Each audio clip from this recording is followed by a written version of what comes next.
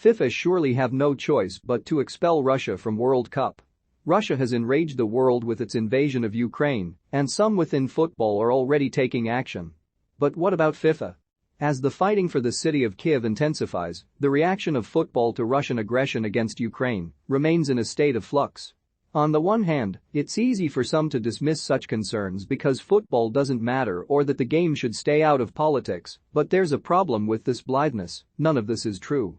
Football is a multi-billion-pound business which has been treated as a vehicle for sportswashing for years, and besides, it can hardly be argued that the game hasn't found itself in precisely this position before.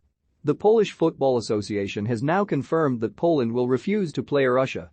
The two sides are due to meet in Moscow on March 24, with the victors due to play the winners of the match between Sweden and Czechia for a place in the finals. Poland's statement has given FIFA a fairly binary position ahead of these matches.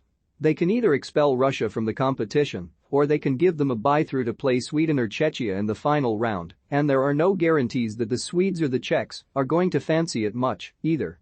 The feelings of all concerned are pretty clear on the matter. A post made on behalf of the team through the Twitter account of Mattis Click said that, "We do not intend to play in the playoff match against Russia, and that our thoughts are still with the Ukrainian nation." While captain, talisman and possibly the most famous Polish player of all time, Robert Lewandowski, issued a statement of his own, in which he said that, "I can't imagine playing a match with the Russian national team in a situation when armed aggression in Ukraine continues. It is the right decision. I can't imagine playing a match with the Russian national team in a situation when armed aggression in Ukraine continues. Russian footballers and fans are not responsible for this, but we can't pretend that nothing is happening." https://t.co/rfnfbxzdjf, Robert Lewandowski, @LeweyOfficial, February 26, 2022. The strength of feeling hasn't just come from Poland either. A joint statement released by the FAs of all three countries had already confirmed that they won't be traveling to Russia to play these matches, while the chair of the Swedish FA, Karl-Erik Nilsson, has already said that, as it looks here and now, today, there is absolutely no desire to play a football match in Russia. Of course, this statement could have been interpreted as being prepared to play Russia, so long as the matches were not played in Russia. The Polish FA's comments on the matter have clarified that this is not the case. We may have to wait and see whether Sweden and Czechia follow up with similarly strongly worded statements of their own. This isn't the first time that FIFA have been here before with regard to World Cup playoffs, but their record in this area is less than stellar. The entire Asian and African qualifying rounds for the 1966 World Cup finals were reduced to a two-legged match between Australia and North Korea over a boycott brought about by FIFA's decision to, briefly, as things turned out, readmit apartheid South Africa in 1963, and the feeble allocation of teams from Africa, Asia, and Oceania. An even closer parallel to the events of the last few days came in the build-up to the 1974 finals.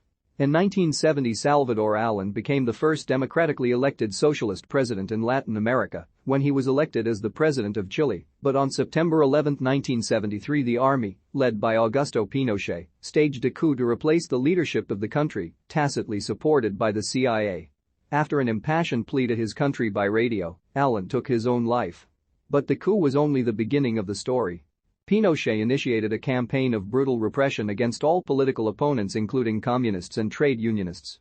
Thousands of people were either killed or simply disappeared. And the Estadio Nacional in Santiago was used as a detention center for these purposes, with changing rooms converted into cells.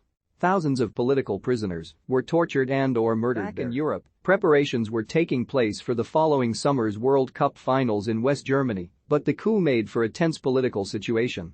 The American government had backed Pinochet's regime, but Allende's government had been close to the Soviet Union.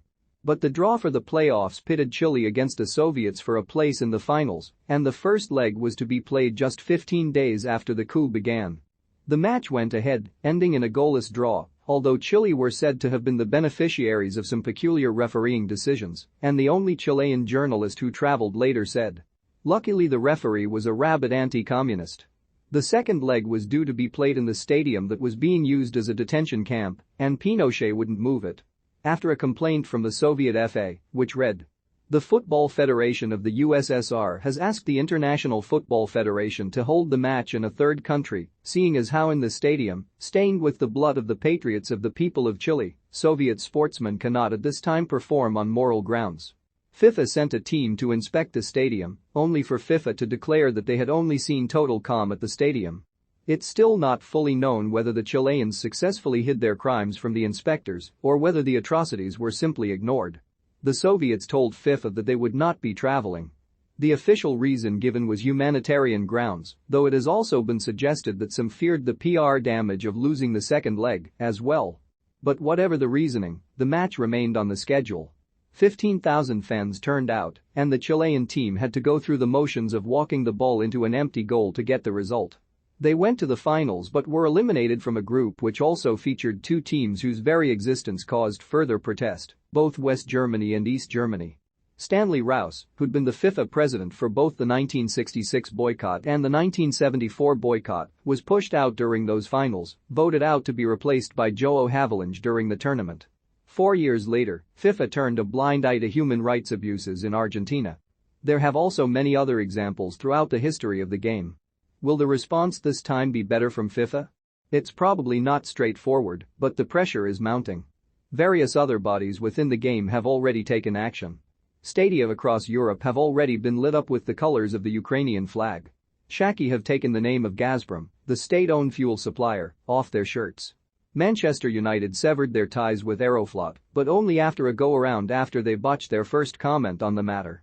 At least one of the Glazer family has a close relationship of a certain former US president, whose opinions on the current conflict are well known. Chelsea's issues have been widely reported. But this ultimately isn't about any one club or any one confederation. It's about the fact that it's easy to talk about tolerance, respect and the family of football in easy and peaceful times, but these words count for absolutely nothing whatsoever if, when push comes to literal shove, those words prove to be hollow. It is understandable that it may take some time to reach such decision. Financial considerations should be considered trivial in comparison with ethical considerations, but they are still important. But if the game as one doesn't take the ultimate sanctions that it can against nations that act in this way, it cedes the very moral authority that it so often seems to believe itself to have.